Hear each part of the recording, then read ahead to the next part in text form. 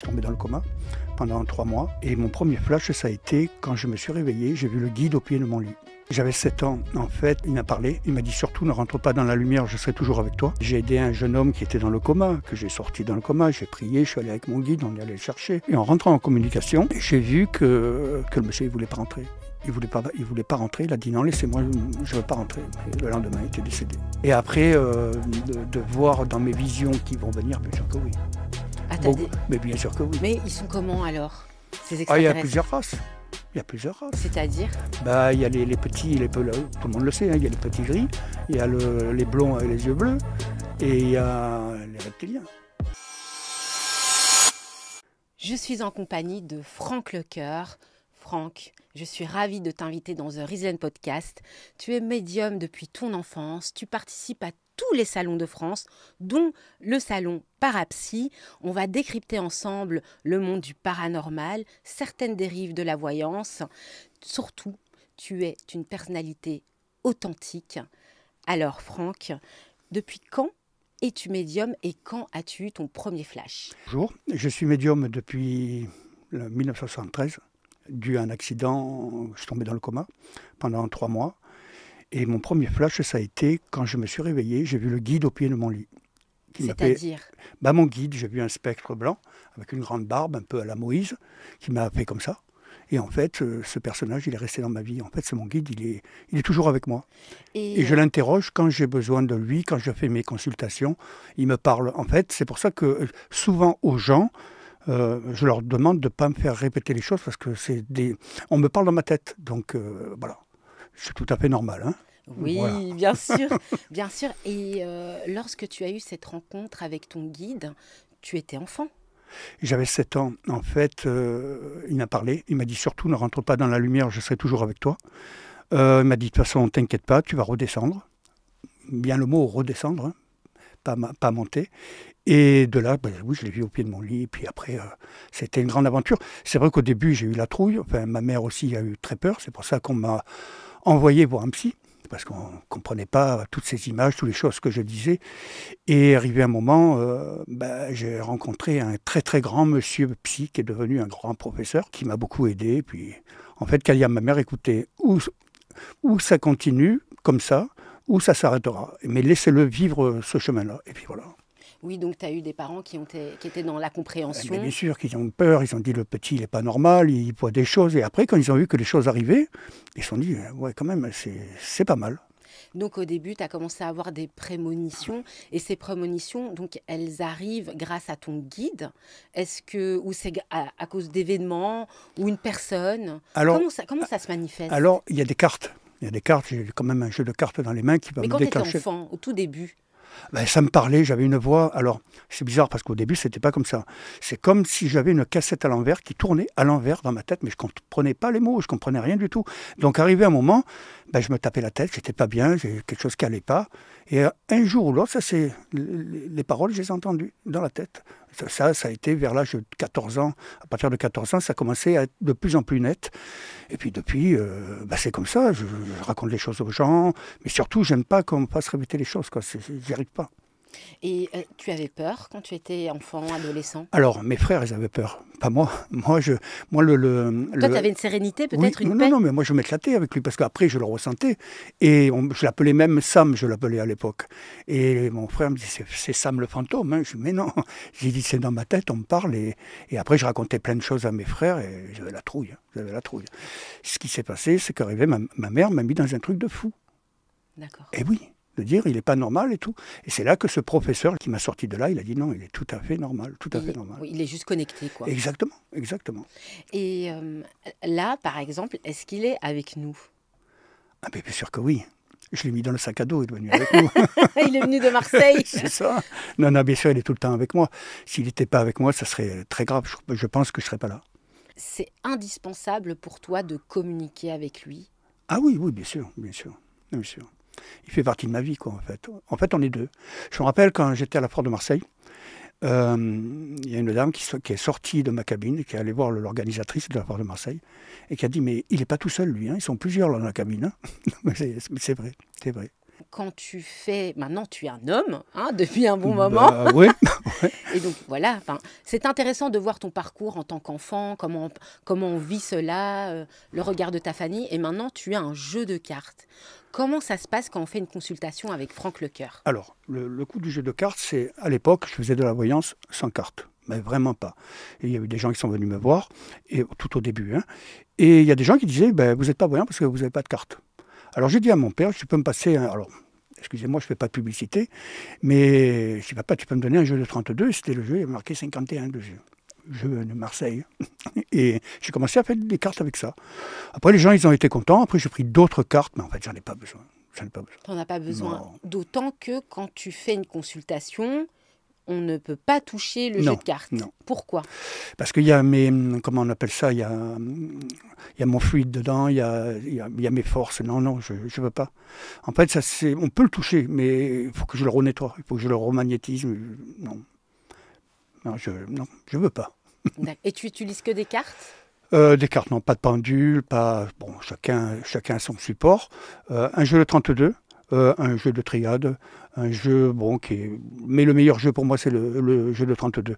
C'est vrai que quand j'ai des clients que je connais qui ont l'habitude de travailler avec moi, et ils me disent non, tu prends que ce jeu, tu prends pas les autres, c'est que celui-là que je veux. Parce qu'ils me connaissent avec ce jeu-là, et puis il est beaucoup plus clair de travailler avec. Puis il a un vécu...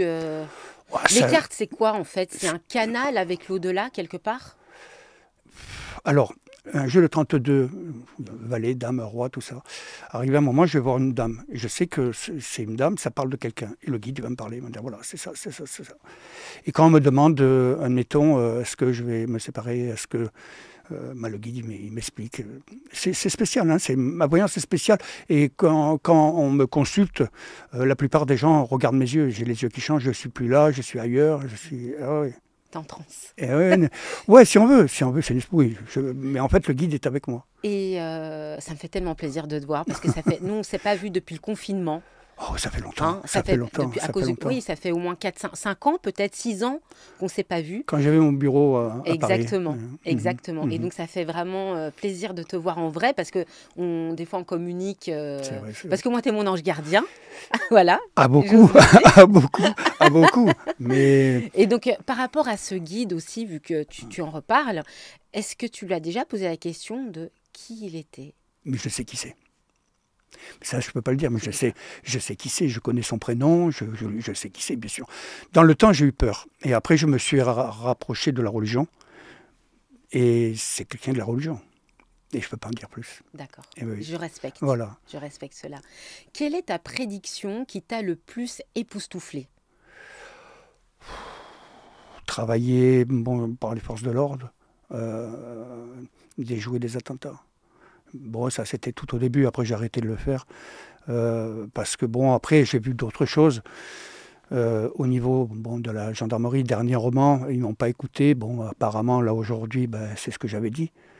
Et je peux pas trop en parler, mais j'avais téléphoné, j'avais dit voilà, cet enfant est à tel endroit, voilà, là et là et là. Et, donc des faits divers. Oui, voilà, exactement. Non, il y a plein de flashs, il y a plein de choses. Quand j'ai aidé un jeune homme qui était dans le coma, que j'ai sorti dans le coma, j'ai prié, je suis allé avec mon guide, on est allé le chercher. Ça, là, on peut le témoigner, il y a plein de choses que j'ai fait, énormément. Donc, tu as déjà vécu, j'imagine, des miracles? Bien sûr, ah oui, bien sûr que oui. Et la question que je voulais te poser... Après, je soigne les gens. Je soigne les gens, je fais des prières. Je suis du côté religieux, bien sûr. Comme un rebouteux, un peu? Non, pas tout à fait ça. Non, moi, je ne les touche pas, les gens. Non. Je fais des prières, mais je ne les touche pas. Non, je ne les touche pas. D'accord.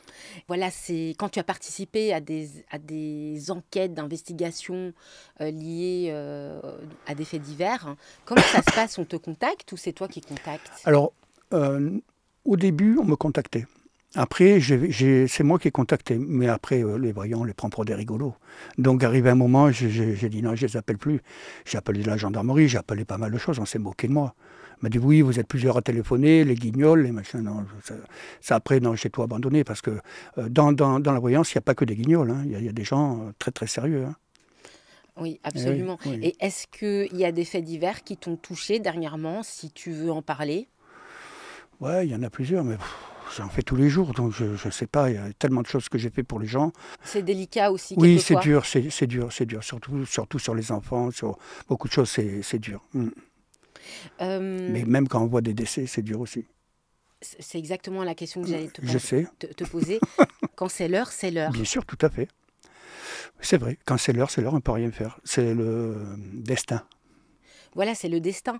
Mais tu m'expliquais, par exemple, qu'il y avait des enfants ou des gens qui sont malades et que tu peux arriver Je l'ai à... fait. Alors, comment ça se passe? Si c'est l'heure, ça veut dire que c'est l'heure, donc on doit partir ou comment ça se passe? Tu l'as dit tout à l'heure, des miracles, ça existe. On peut. On peut aider les gens, on peut prier. Je pense que la prière est très, très forte aussi, est très puissante. Hein. Tout le monde est capable de prier, d'aider les gens. Mais ce côté de sauver, oui, bien sûr. Je ne suis pas le sauveur, hein, c'est pas moi. Hein. Mais on peut faire des prières et croire. Et puis des fois, ça marche très bien. Ça marche très bien. Ce garçon que j'ai aidé, je suis allé dans le tunnel, avec mes visions, je suis allé dans le tunnel. Et bah, il est revenu. Tant mieux. Et j'avais dit à sa mère, j'ai dit de toute façon, Mais il aurait pu partir. elle aurait pu partir. Mais alors, qu'est-ce qui fait que... Alors, C'est pour il y a ça un la autre- question, est-ce que quand c'est l'heure ou pas? Il y a un autre fait divers, il y a une quinzaine d'années, pareil, je l'ai fait à l'hôpital de Nice. J'étais allé à Nice et je suis rentré en communication. Et en rentrant en communication, j'ai vu que que le monsieur, il ne voulait pas rentrer. Il voulait pas rentrer. Il a dit non, laissez-moi, je ne veux pas rentrer. Mais le lendemain, il était décédé. Et non, mais des fois, on ne peut pas. Et c'est à Alors, quel moment qu'on peut en pas? expliquant tout ça, les gens ils vont dire mais pourquoi il dit ça, mais pourquoi il voit ça? Moi, ma vie, c'est ça. Ça a été constamment ça, de voir des choses et tout. Et c'est vrai que ça fout la trouille, hein, ça fait peur quand même. Hein, mais pas pour moi. Depuis tout petit, je suis comme ça, donc j'ai pas peur. Les gens, ils ont peur quand vous parlez de ça et ça. Ils m'a dit non, ça n'existe pas. Bien sûr que ça existe. Bien Mais sûr. c'est comme Obélix, t'es tombé dedans. C'est ça, c'est ça. Bah, lui, t'es un peu plus gros quand même. Hein. Oui, voilà, toi, ça va. Ah oui. Et puis, je voulais dire aussi aux auditeurs, tu nous viens de Marseille. C'est ça, c'est ça. Et quand tu as eu tes visions et tes prémonitions, t'étais à Marseille ou pas? Ah non, À cette époque-là, dans ton enfance? non, mon accident, je l'ai eu à Stein, dans le 93 à Paris, dans les banlieues. Je jouais avec mon frère, mes deux frères, et ma mère était à côté chez la voisine.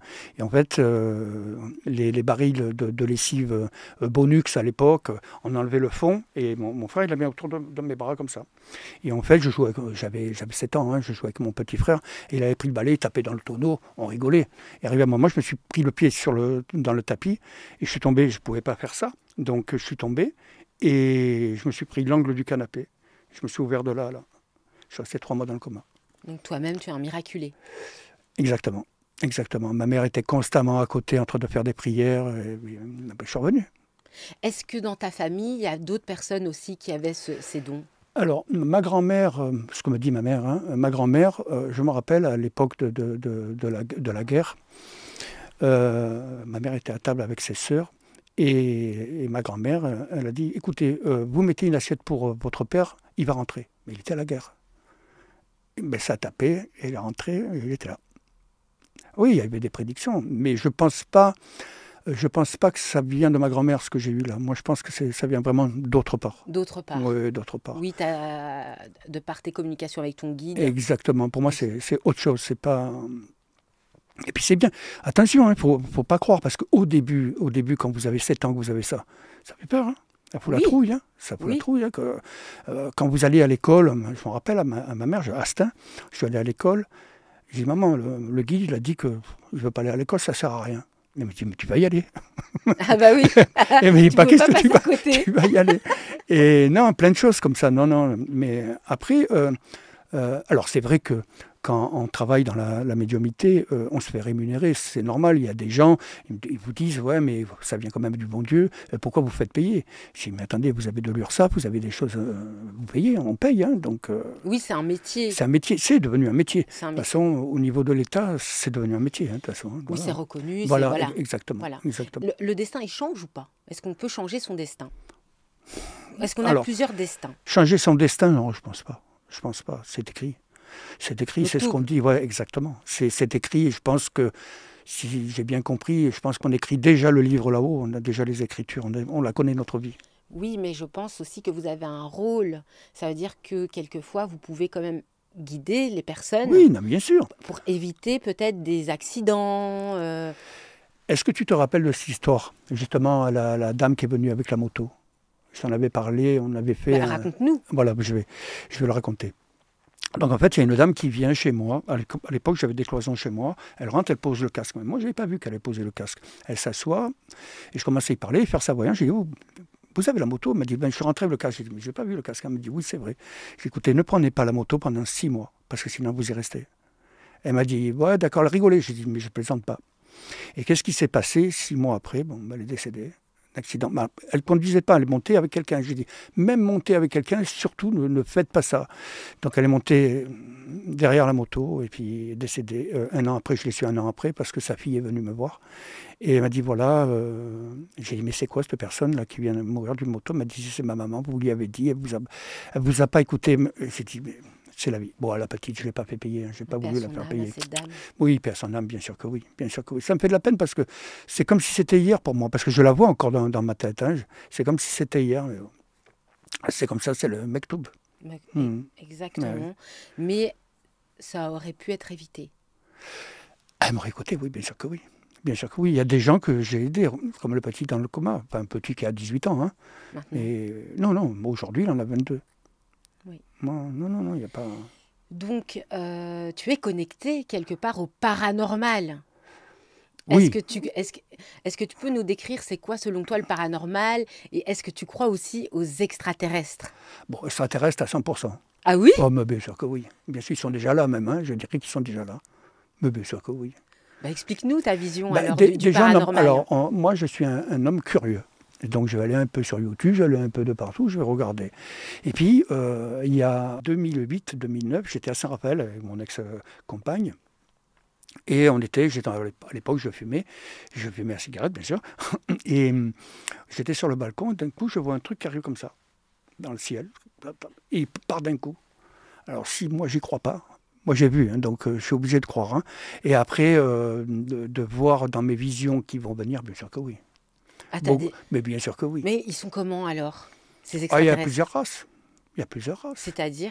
Il y a les petits, tout le monde le sait, hein, il y a les petits gris, il y a les blonds avec les yeux bleus, et il y a les reptiliens. D'accord. Donc tu crois vraiment à ça? Bien sûr que je crois. Et tu as été connecté aussi dans tes rêves? Bien sûr. J'imagine que tu fais peut-être des voyages astraux? Bien sûr, voyage astral, bien sûr, tout à fait. Mais moi, bien sûr, j'y crois aux extraterrestres. Il y en a un, je ne me rappelle pas. Et ton guide, il t'en a déjà parlé? Mais bien sûr que oui. Mais Mais ils sont là, puis ils ne vont pas tarder. Ils vont pas tarder, mais pour le bien, est-ce qu'on doit avoir peur? Alors je pense que, moi pour moi... Bon, je vous dis, là on est dans un podcast un peu perché, hein, donc... oui, voilà. Ne vous inquiétez pas.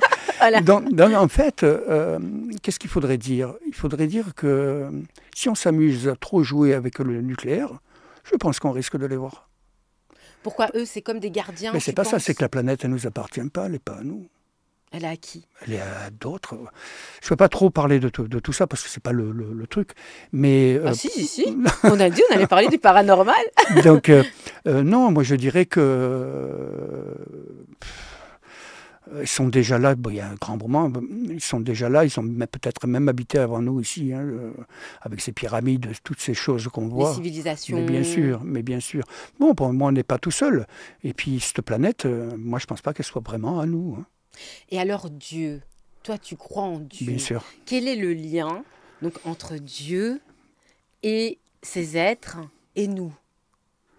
Je ne peux pas répondre, Dieu est grand, donc je ne sais pas, non, je ne répondrai pas, non. Mais tu es croyant? Ah, à 100%.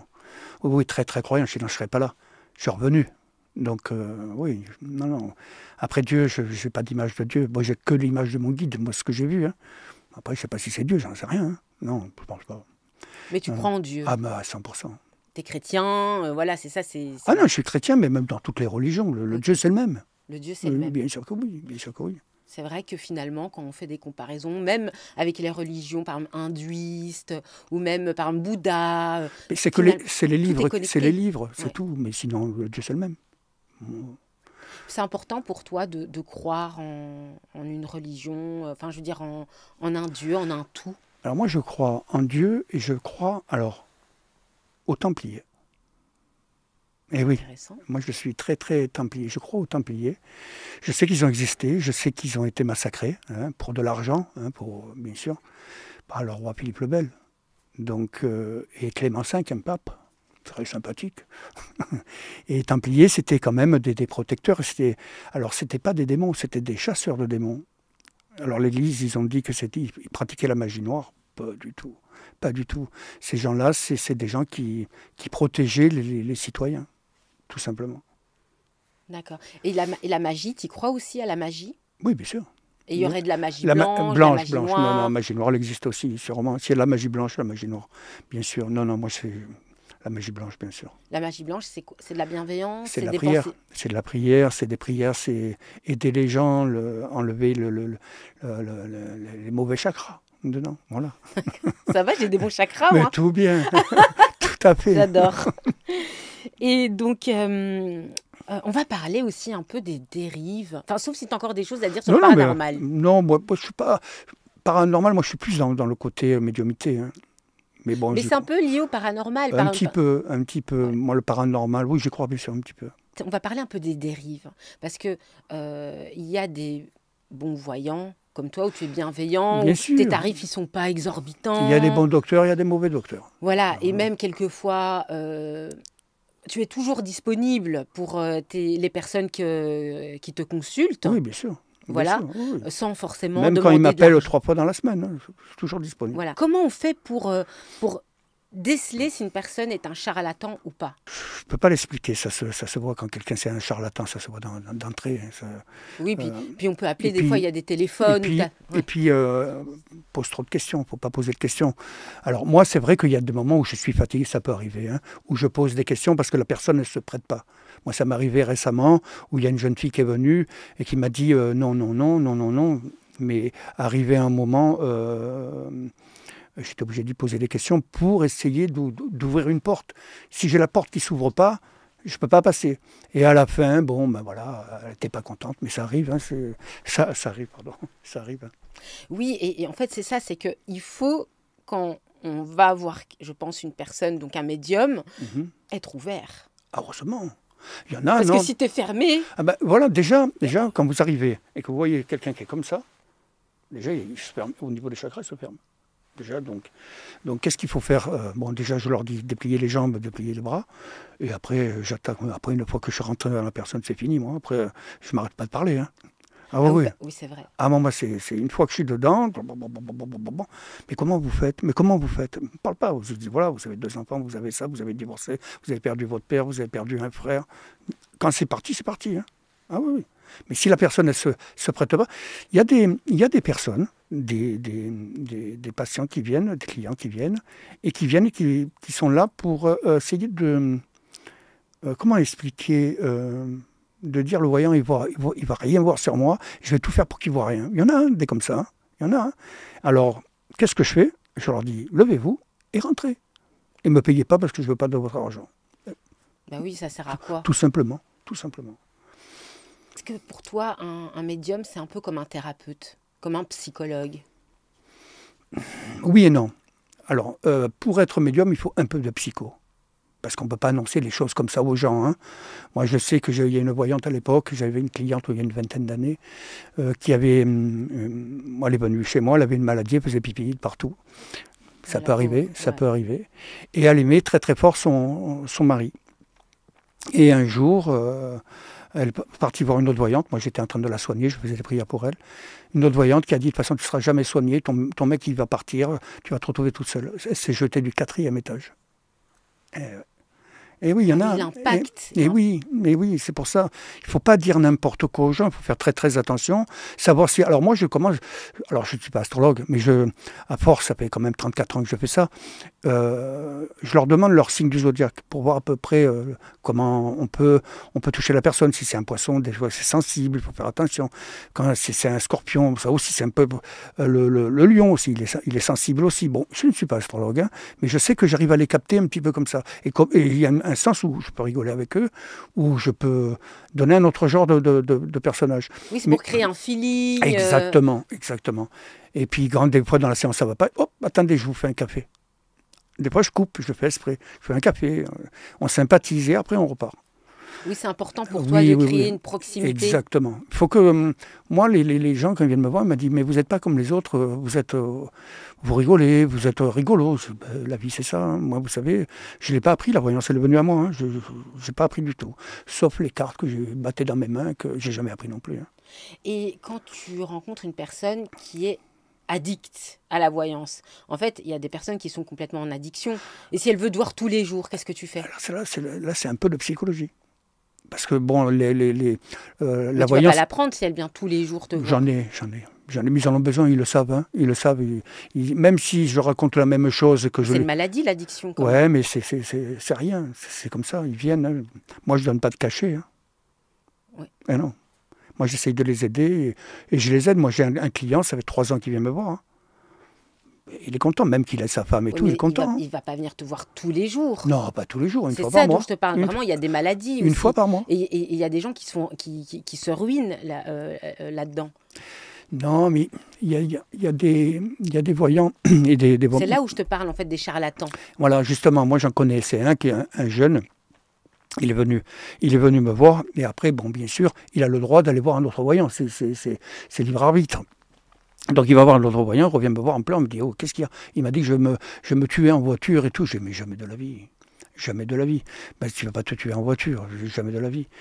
Et une autre histoire aussi, il y a très longtemps, il y a 25 ans en arrière, il y a une dame que j'avais l'habitude de recevoir. Et elle va voir un autre voyant. Elle revient, elle me dit, oui, le voyant, il a dit que mon fils allait mourir d'un accident de moto et tout. J'ai dit, écoute, moi, ton fils, il ne va pas mourir d'un accident de voiture, et puis il va avoir 2 petits. C'est ce qui s'est passé. Il a eu 2 enfants, il n'y a jamais eu d'accident. C'est pour ça qu'il faut faire attention aussi, il ne faut pas croire, bon... Après, moi aussi, j'ai le droit à l'erreur, je peux me tromper, attention, hein, je suis pas Dieu, hein, c'est pas moi, hein, mais ah non, non, mais pas du tout, pas du tout. Et non, je pense que oui, il y a des gens qui... Après, attention, un voyant, il peut être fatigué aussi. Il peut arriver, quand il va travailler, admettons, comment on appelle ça, dans un salon, arriver à la fin où il peut être compétent à 30%, ça peut arriver, il peut être fatigué. Hein.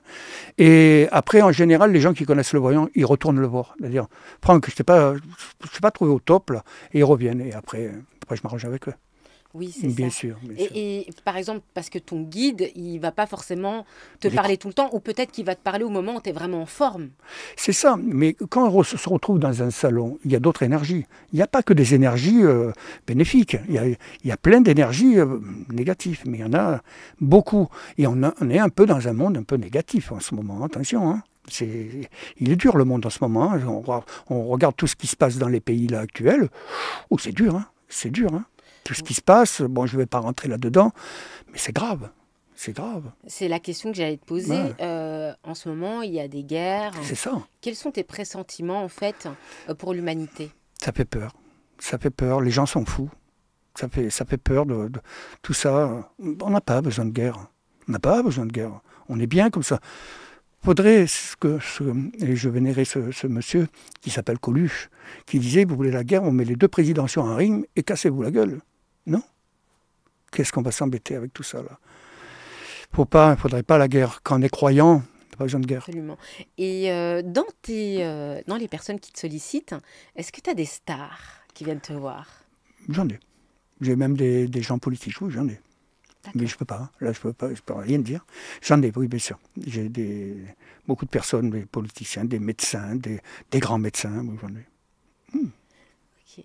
Et tu as été médaillé d'or aussi à plusieurs reprises. Explique-nous en fait comment ça se passe, comment on devient un voyant avec une médaille d'or. Alors c'est sur la foire de Marseille, ça se passe comme ça, avec l'organisatrice de la foire de Marseille, Andrea, pardon. Et en fait, il y a une urne. Et les gens, quand ils sortent du voyant, nous on a un papier, et ils mettent des notes. Et après, ils mettent dans l'urne. Et une semaine après, il y a un dépouillement. Et de là, ben, voilà. C'est là qu'on voit qui est le bon et pas le bon. Et combien de fois tu as été médaillé d'or? 4 fois. 4 fois. Ouais, c'est pas mal. C'est pas n'importe qui, hein. Non, ouais, on est avec une star. En fait, c'est toi la star. Star, mais humble. Oui. Humble. Oui, c'est vrai. Humble, oui. C'est ce que j'ai dit dans la présentation. Une personne authentique, à l'écoute. Et donc, Oui, tu voulais me dire quelque C'est chose? sûr que les gens, quand ils ont entendu là, ce qu'on vient de dire, ils ne sont pas habitués à entendre, il a un guide, il a quelqu'un à côté, on peut passer pour un illuminé. Mais loin de là, loin de là. Parce que je ne suis pas seul, il y a d'autres personnes qui sont comme moi. Bien sûr. Oui, Ah oui, oui. oui, bien sûr. Et j'ai Et- pas besoin de traitement, non. Non. Non. Non, non, mais de toute manière, voilà, par rapport au voyage astral, moi, ça m'est déjà arrivé de faire un voyage astral, et enfin plusieurs même, et sans que je le veuille. Donc c'est vraiment une sensation où on a l'impression de partir et de voir des choses euh, Oui, le voyage astral extraordinaires. avec le fil d'argent, parce qu'il y a un fil d'argent qui nous relie. Mais ça, moi, je le fais constamment, même en Oui, voyance. Donc, le voyage astral, pour moi, il est inné à l'intérieur de moi. c'est- Bah, parce que moi, je vais partir direct. Vous voyez, là, je te vois. Là, hop, je vais te voir autre part. ouais, C'est- c'est Ah oui, incroyable. oui, mais c'est comme ça. On peut... Je sais pas comment l'expliquer. Demain, je peux aller voir quelqu'un. Je me rappelle, mon ex-amie, elle était sur le canapé, et elle était à Saint-Raphaël, et moi, j'étais à Marseille. Je faisais mes consultations. Et j'ai dit, tu es sur le canapé, tu es comme ça, tu as le chat qui est là, tu es en train de faire ça, tu as mis un verre d'orange là sur le côté. Il m'a dit, tu es à la maison? Sinon, je suis à Marseille. Et oui, oui, il y a des trucs de dingue, hein, mais tout médium est capable de faire ça. Hein. Oui, et puis tu expliques aussi que des fois tes prédictions, elles se font pas forcément Ah non, maintenant. ça peut se faire Ça peut 4 ans être, après. oui, ça peut être même des fois des visions du C'est passé. ça, Et exactement. voilà, Mhm. Ça peut être le passé. Alors, ce qui intéresse les gens, c'est de parler de leur passé, ce qui est arrivé à l'âge de 12 ans, de 15 ans. Là, quand vous commencez à parler comme ça aux gens, ben, vous les bluffez. Donc, vous avez eu ça, vous avez cassé le genou, vous êtes fait faire ça à l'époque, ça et ça. Ah tiens, vous vous êtes opéré de là. Les gens, ils ah hallucinent. ouais, ils comprennent pas, ils comprennent pas. Ils hallucinent comment tu arrives à te connecter à eux. Et c'est pour ça qu'on vient. C'est ça. Mais de loin, de loin. Donc pour toi, la voyance, ça existe, quoi. Ah, mais heureusement, heureusement, je ne le ferai pas. Et puis, je ne suis pas un tricheur. Je suis pas un tricheur. Je suis honnête dans ce que je dis. Les gens, ils voient l'honnêteté que j'ai. Je ne triche pas avec eux. C'est pas une question d'argent. Bon, de toute façon, il faut vivre. Hein. Il faut vivre. Tout le monde, là, actuellement, avec le pouvoir d'achat et tout ça, il faut vivre. Là, c'est dur. Moi, mes consultations, j'ai commencé à 300 francs. Est-ce que tu as déjà eu des moments où tu te dis, ouais, c'est trop là, j'arrête, Ah, mais ça j'en peux arrive. plus. Alors, ce qui est rigolo, c'est qu'il arrive un moment, des fois, je suis tellement fatigué que, admettons, demain, j'ai des clients, j'ai 3 clients. Allô, je peux pas venir. Allô, je peux pas venir. Allô, je peux pas venir. C'est pas bizarre ça. Souvent, ça me le fait. Quand je suis crevé, ben, tout le monde... Et après, je les reporte. C'est pas mal, hein. Oui, donc ça veut dire que finalement, tu es en synchronicité C'est avec ça. les personnes et avec ta vie. Mais la vie, elle est dure, mais la vie, c'est de la magie. Il faut croire. Ce que j'explique aux gens, croyez. C'est magique. Il faut croire. Les gens, après, il y a des athées, hein, moi je respecte, hein, mais il faut croire. Les gens qui viennent voir un voyant, comme beaucoup, j'ai beaucoup de femmes, hein, maintenant j'ai beaucoup d'hommes, mais la plupart des hommes, c'est des conneries. Mais ils viennent vous voir après. Mais oui. Ils disent Ah, quoi? mais bien sûr, moi, Ils te j'ai disent- des couples qui sont venus. Ah non, non, mais je crois pas. Mais 3 semaines après, hein, mais je vous connais. Mais ma femme, elle est passée il y a 15 jours. Ah, mais vous y croyez pas. Bon, il faut pas le dire. Non, mais voilà. Et des fois, tu fais des consultations groupées aussi? Non, Genre, par exemple, un j'aime pas. couple, une famille. C'est très rare. C'est très rare. Même quand on me, on me demande de faire des conférences, non, j'aime pas. J'aime pas le monde, c'est trop d'énergie, non, j'aime pas. Et là, faire une interview pour toi, ça le fait? Bon, ça va, c'est bien. Bon, au début, hein, bon, là, ça va, ça va. Oui, là, t'es un peu plus détendu. Oui, On est au tous les début, deux un peu plus oui, c'est détendus. mieux. Mais parce qu'on se connaît aussi. On se connaît, donc c'est bien. On se connaît. Et pour se détendre encore plus, j'invite Salia Aïtamou, Madame Aïtamou, qui est humoriste, Ah, elle va influenceuse, nous faire rigoler alors. pour sa chronique Objection. D'accord. Bonjour Franck, Bonjour Salia. vous allez bien? Très bien. Bon, je suis contente d'avoir suivi tout l'entretien que vous avez eu avec Rislaine. Et Merci. du coup, vous savez que je viens vous interroger et mettre les objections. Oui. C'est un interrogatoire, Oui, c'est ça. C'est un peu l'interrogatoire. une mise en examen. C'est ça. La Gestapo. Voilà, c'est ça. Dites-moi Franck, est-ce que ce sont surtout des femmes qui viennent vous voir? Alors, si oui, pourquoi? oui et non. Alors, au début, il y a une vingtaine d'années, beaucoup de femmes. Et là, actuellement, je dirais 60% de femmes et 40% d'hommes. Beaucoup d'hommes aussi. Hein. Vous avez de plus en plus Oui, d'hommes beaucoup, qui viennent. beaucoup. Ça se démocratise maintenant. Des hommes d'affaires, beaucoup. Beaucoup. Et ils viennent pour des questions business. Exactement. D'accord. Ils veulent savoir s'ils veulent devenir. Est-ce que je peuvent peux devenir investir là-dedans? Est-ce Ok. que je peux faire? Oui, beaucoup. D'accord. Money. Et c'est ça. Des patrons. Et des les femmes, elles directeurs. viennent pourquoi? Est-ce qu'il va partir mon copain? Est-ce qu'il va Ouais. revenir mon copain? C'est les questions Mais- d'amour. Mais bien sûr. Les bien sûr. enfants. Après, les anciens, c'est est-ce que mon mari va tenir le coup? Est-ce que. Voilà. C'est souvent des questions qui reviennent. Beaucoup. Est-ce que. Le plus, c'est est-ce que mon mari va revenir? D'accord. Voilà. Ah. Est-ce que mon papa va mourir? Ah ouais, Eh oui, là, c'est Ouais. dur. c'est dur. Mais il faut le dire. Malheureusement, il faut le dire. Bien sûr, bien sûr. Il y a des gens qui ne le disent pas. Bon, je ne vais pas le dire. Oui, il va mourir demain. Non, je dis soyez près soyez près de votre papa. Restez un peu avec. Oui, mais il est quand même à 800 km. C'est pas grave, il faut aller le voir. Allez le voir. Ah, je l'ai Donc pour vous leur ça. apportez quand Oui. même des Mais conseils. bien sûr, il faut. Et souvent, ils suivent les conseils que vous leur donnez. Ils les entendent. Alors, oui et non, parce que tout à l'heure, avec Rislaine, l'histoire de la moto, elle ne m'a pas écouté.